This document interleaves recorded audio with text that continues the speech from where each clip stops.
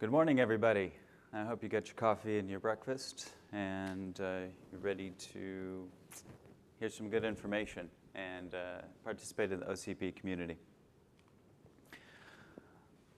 I am Brevan Reyher. I'm the Data Center Facility Project Lead for Open Compute, and welcome to the 2019 Global Summit.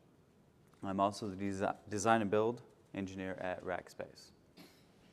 I'm here today to speak to you regarding the Data Center Facility Project Charter, and I look forward at our future contributions to the OCP community. I will pay particular attention to our focus and how we organize ourselves to maximize our growth and impact. In 2009, alongside the incubation of the Open Compute Foundation, data center facility design was a major contributor because the Facebook Prineville site was developed in tandem with the OCP racks and hardware. The focus was maximizing the thermal and mechanical efficiency and electrical efficiency of the facility, and the hardware requirements were matched to those parameters in order to accomplish that objective. 10 years later, we're all aware of the impact this had on the data center industry, facility design, standards, and mindset shift. As for the charter, our mission, the primary mission of the Data Center Facility Project is to support the deployment of OCP hardware. On the surface, this could seem like a no-brainer if you're a hyperscaler and has direct contact with your facility designers, but we know this is not always the case. The project's development of the OCP Ready Program for facility recognition for colo solution providers is focused on ensuring the OCP adopter can find a suitable facility to support their deployment. Designing to accommodate the unique aspects of the racks and servers requires a base of knowledge and an integrated partnership with the design of the IT hardware. Cross-project collaboration within the OCP community is a focus to stay ahead of evolving designs and requirements. Likewise, the facilities need to be designed to scale at the forecasted pace of growth. We also need to look at the facility itself. The energy used to support the growth rate of compute and storage is not sustainable at a PUE of 1.8. It's also not sustainable at a PUE of 1.6. There's been massive progress in reducing energy consumption down below 1.2, but how low can we go? We need to continue to pursue this area and look at how data centers can become a resource provider instead of just a resource consumer. But we cannot forget about the mission-critical aspect of the facility. As the world becomes more connected and our lives become further reliant on IT, ensuring maximum reliability and uptime is paramount. There are examples of this fairly regularly, and I'm sure you have all been affected, whether it was an airline reservation system outage or an online banking and ATM outage. But we can maintain this uptime in a smarter and more sustainable way. By making deliberate decisions in facility design using data, models, and calculations, we can make the right decisions to maintain that uptime and downward pressure on the capital expenditures. Think N+1 fault tolerant versus 2N+1 fully redundant. The cost of construction and complexity can be quite significant on the front end and throughout the life cycle of the facility for a minimal estimated increase in uptime. We can also do our part in design to simplify the maintenance and operations, but it does not stop there. The operations of the facility, in order to achieve the reduced energy consumption, the increased reliability and uptime, and maintain the operational cost, requires determination, diligence, and discipline. The vision of the project and the charter. The data center facility has a challenge to overcome. The rate of change in technology is a factor of 10 greater than the usable lifespan of the data center asset. In order to overcome this challenge, we must be looking forward at what the future requirements might be. Our designs and thoughts must be flexible because we can't know for certain what that future is. They must also be scalable to support the rate of growth. We must focus on creating efficiency in design and operations to ensure our impact is minimized and our presence is sustainable. As well, our project needs to support the OCP tenets and principles: efficiency, scalability, openness, and impact. The focus areas of the data center facility project are power, cooling, IT, space layout, monitoring and control, and facility operations.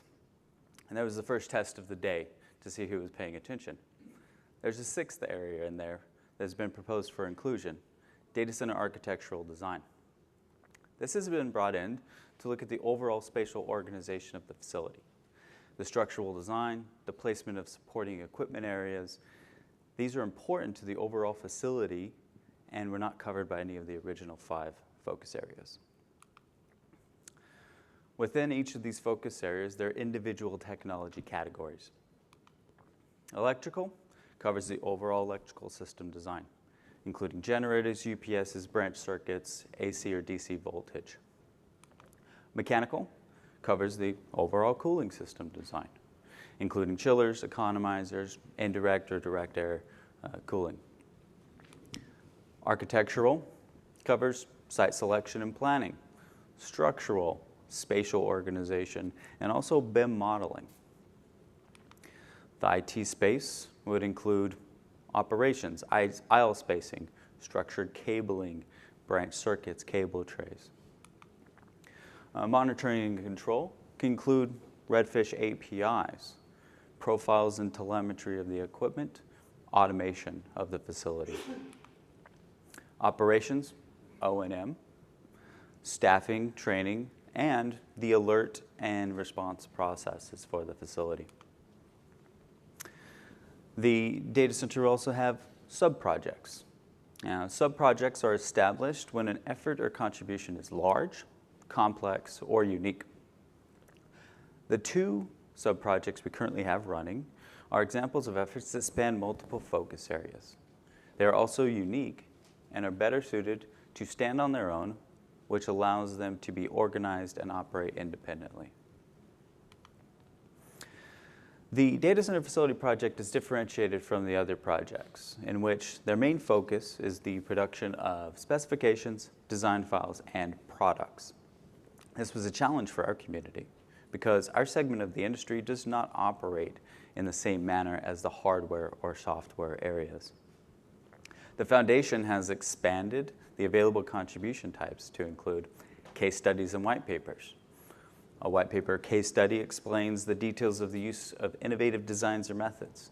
The white paper must demonstrate 2 or more OCP tenets and be accepted by the foundation and the incubation committee, along with the appropriate copyright agreements. OCP is also going to use these to promote on the OCP website and in materials, media materials. Facility recognition. You can contribute by participating in the listing your site as part of the OCP Ready Program for colo solution providers. Facility must meet all of the requirements in the OCP Ready checklist and site assessment to be considered. Workshops. You can contribute by hosting an engineering workshop for OCP and for the industry. Testimonials, seminars, and videos.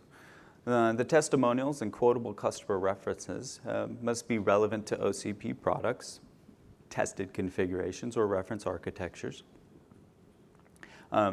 Hosting a technology seminar can be counted when promoting the use of OCP products. You can also contribute educational videos about the use of OCP products or reference architectures. We have actually a growing pipeline of contributions in the data center facility project, and I'm encouraged with the potential and excited for what lies ahead.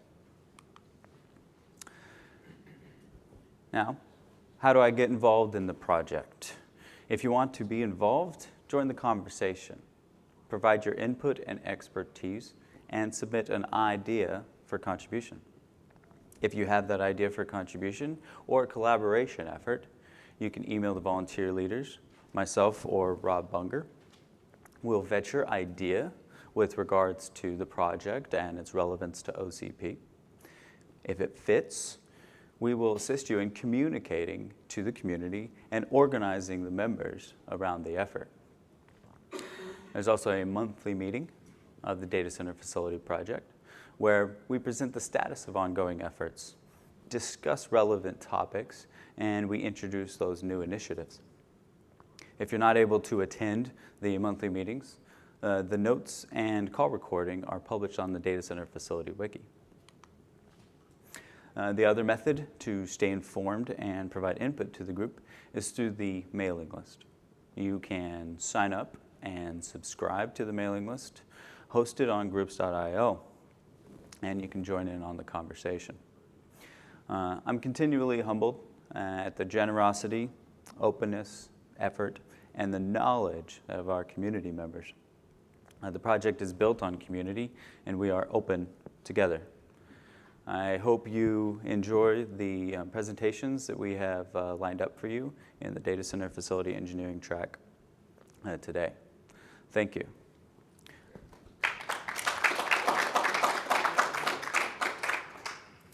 Do you all have any questions regarding the facility charter? I would like to add a note that the charter itself is in draft form. It will be sent out to the Data Center Facility Project list for review and comment, and we'll be looking to bring all of that feedback in and publishing the final charter for the project. Any questions? Questions on how the calls work or contributions or anything like that?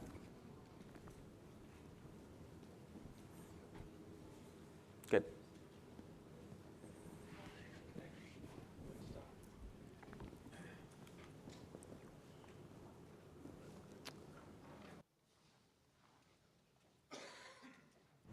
Okay, we got a bit of a break, but I'll be starting